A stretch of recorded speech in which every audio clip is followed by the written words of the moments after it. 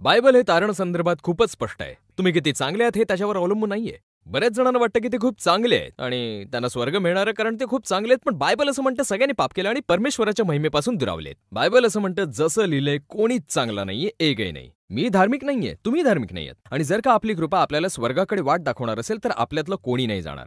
Bible प्रकटीकरण 21:8 मध्ये लिहिलेलं आहे, भित्र्यांना आणि अविश्वासू आणि विक्षिप्त, हत्यारे आणि अनैतिक आणि जादूटोना, मूर्तीपूजक आणि नीट ऐका, ते सगळं खोटं बोलणारे यांचा भाग त्यात असेल ज्या तलावात आग आणि सल्फर असतात. हा आपला दुसरा मृत्यू असतो. मीही आधी खोटं बोललोय, सगळेच आधी खोटं बोललेत. म्हणजे आपण सर्वांनी पाप केले आणि आपण खोटं बोलण्या व्यतिरिक्त बरंच काही वाईट केलेत. आपण सगळेच नरकाच्या लायकीचे आहोत.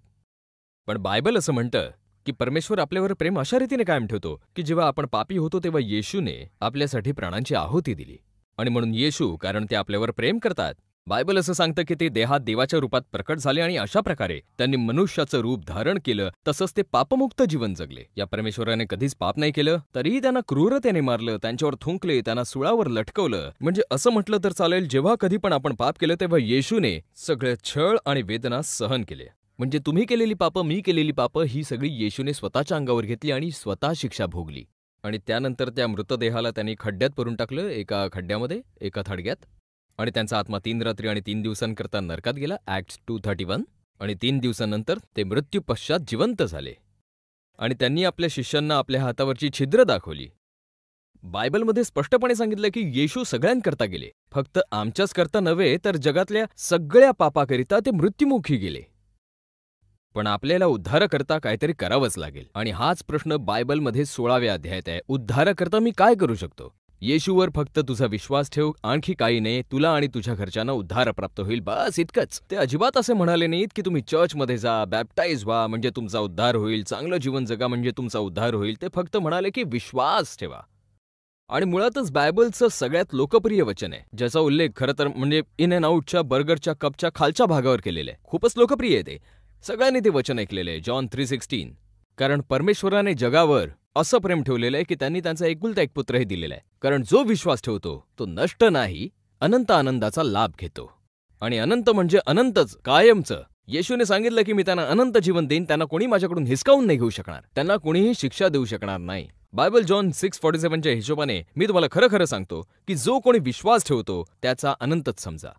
जर तुम्ही येशूवर विश्वास ठेवता तर बायबल सांगतं की तुम्हाला अनंत जीवन मिळेल. तुम्ही तुमचा मोक्ष नाही गमावू शकत आणि हे कायम राहील. एकदा का तुमचा उद्धार झाला, एकदा का जर तुम्ही त्याच्यावर विश्वास ठेवलात, एकदा का तुमची पकड पक्की झाली आणि मग काही होऊ दे, तुम्ही ते मिळवल्याशिवाय नाही राहू शकत. जर मी बाहेर जाऊन पाप केलं, जर समजा मी कोणाला मारलं, मला त्यासाठी या पृथ्वीवरच शिक्षा मिळेल.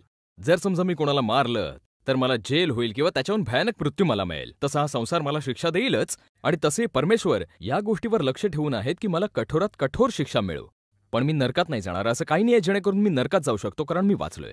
आणि याचा अर्थ हा नाहीये की नरकात गेलो, तर याचा अर्थ हा नाहीये की मी परमेश्वराशी भरपूर खोटं बोललेलो आहे. कारण त्यांनी वचन दिलं होतं की जो विश्वास करेल त्याला अनंत जीवन मिळेल. आणि म्हणूनच बायबलमध्ये अशा लोकांचं वर्णन आहे ज्यांनी खूप वाईट कामं केली आहेत, पण तरी ते स्वर्गात गेलेत. कसे? कारण त्यांनी खूप चांगली कामं केलीत? नाही, कारण त्यांनी येशूवर विश्वास ठेवलाय, त्यांच्या पापांना माफ केलंय. आणि जी लोक संसाराच्या दृष्टिकोनाने चांगलं जीवन जगत आहेत किंवा मग ते चांगलं जीवन जगत असतील, जर का ते येशूवर विश्वास नाही करत, त्यांना नरकात जावं लागेल. चला मग मी एका विचारावर येतो. एक अशी गोष्ट जी मी तुम्हा सर्वांबरोबर बोलू इच्छितो ती अशी आहे की एक असा प्रश्न जो वारंवार त्यांच्या शिष्यांद्वारा विचारला गेला. आणि तो प्रश्न असा होता की काय खूपच थोडी लोक वाचली जाऊ शकतात? हा एक चांगला प्रश्न आहे, नाही का? काय बरीच लोक वाचली गेलीत का? किंवा मग थोडीशीच लोक वाचली गेलीत?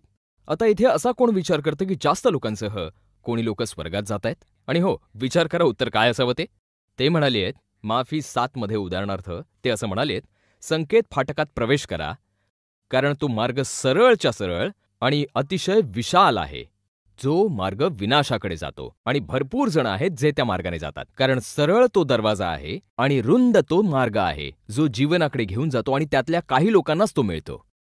आणि त्यातले काही लोक असं म्हणतात, ते असं म्हणतात की जे मला प्रभू प्रभू असं म्हणतात त्याच्यातल्या प्रत्येकाचा प्रवेश स्वर्गात होईल. परंतु त्याच्यातला जो माझ्या वडिलांच्या विचारांवरती चालतो, त्या दिवशी बरेचसे लोक मला म्हणतील, हे प्रभू, आम्ही तुमच्या नावाने दुष्ट आत्म्याला नाही काढले आम्ही त्या दुष्ट आत्म्याला, आणि तुमच्या नावाने आम्ही कुठलीही आश्चर्यकर्म देखील नाही केली आहेत. तेव्हा मी त्यांना स्पष्टीकरण नक्की देईन, मी तुम्हाला नाही ओळखलं, हे क्रूर कर्म करणारे माझ्यापासून दूर व्हा. आणि तसंही मी बऱ्याचशा लोकांना बाहेर पाहिलेलं आहे. प्रथमतः कित्येक लोक येशूवर विश्वास करण्याचा दावा देखील नाही करत. हे एक बरे की ह्या वर्गात बहुधा लोक येशूवर विश्वास तरी करतात, ठीक आहे, पण संसारातील जास्त लोक येशूवर विश्वास नाही ठेवत. पण परमेश्वराने असं म्हटलंय की जे ईश्वरावर विश्वास ठेवण्याचं म्हणतात त्यापैकी बरेच लोक त्याला परमेश्वर असं म्हणतात. बहुतेक लोक असं म्हणतील, आम्ही इतकी चांगली कामं केलेली आहेत, मग आम्हाला का नाही वाचवलं? याच्यावर ते म्हणतील की लांब हो माझ्यापासून, मी तुला ओळखत नाही. कारण मोक्षाची प्राप्ती कर्माने नसते. जर का तुम्ही कर्मावरती अवलंबून आहात की ते तुम्हाला वाचवतील आणि तुम्ही असा विचार करतात की तुम्ही बॅप्टिस्ट झालात म्हणून मी स्वर्गात जाईन, जर तुम्ही असा विचार करतात की एक चांगलं जीवन जगण्यासाठी तुम्हाला आश्वासनाचं पालन करावं लागेल, मला वाटतं तुम्हाला गिरिजाघरात जावं लागेल, मला असं वाटतं तुम्हाला पापापासून दूर व्हावं लागेल, तुमच्या कर्मावर विश्वास ठेवा. येशू तुम्हाला सांगणार नाही की दूर हो माझ्यापासून, मी तुला ओळखत नव्हतो. तुम्हाला त्यांनी जे जे केले त्यावर विश्वास असायला हवा. ते तुमच्यासाठी त्या सुळावर राहिले आणि गेले आणि मग परत तुमच्यासाठी जिवंत देखील झाले. ते तुमच्या स्वर्गाचं तिकीट आहे. इतर गोष्टींवर विश्वास ठेवून म्हणता की मी स्वर्गात चाललोय, मी चांगला ईसाई आहे, मी चांगली कामं केलेली आहेत. त्यावर येशूचं उत्तर असेल की नीट ऐका, मी तुला ओळखत नाही, लांब हो माझ्यापासून, मी कधीच तुला ओळखत नव्हतो. पण ते कधीही असं नाही म्हणाले की मी तुला ओळखत होतो. एका क्षणी ते तुम्हाला ओळखायला लागलेही होते. हो, हे खरं आहे की ते ओळखायला लागले होते. पण त्यावेळेस त्यांनी सांगितलं की लांब जा माझ्यापासून, मी ओळखत नाही तुला. कारण जेव्हा तुम्ही नरकात जाल ते तुम्हाला नाही ओळखू शकणार. कारण एकदा त्यांनी ओळखलं की ओळखलं. हे असं आहे की माझी मुलं कायमची माझीच मुलं असणार आहेत. म्हणजे तुम्ही पुनर्जन्म घेता, जेव्हा त्यांची मुलं असता तेव्हा त्यांचीच मुलं असता. कदाचित तुम्ही वाया गेलेलं मुलं असू शकता, किंवा मग तुम्ही कोणी शिस्तबद्ध पद्धतीने व्यवहार करणारा या पृथ्वीवर पाठवला असेल. आयुष्याचं मातेरं करू शकता तुम्ही इथे, पण तिथे नाही करू शकत, कारण ते सुरक्षित आहे, देवस्थान आहे. आणि हीच गोष्ट मला तुमच्यासमोर सादर करायची होती आपल्या मृत्यूपश्चातची. आणि जर तुमच्या मनात काही प्रश्न असतील, जसे तारण संदर्भातले किंवा आपल्या मृत्यूपश्चातचे, तर आपल्याकडे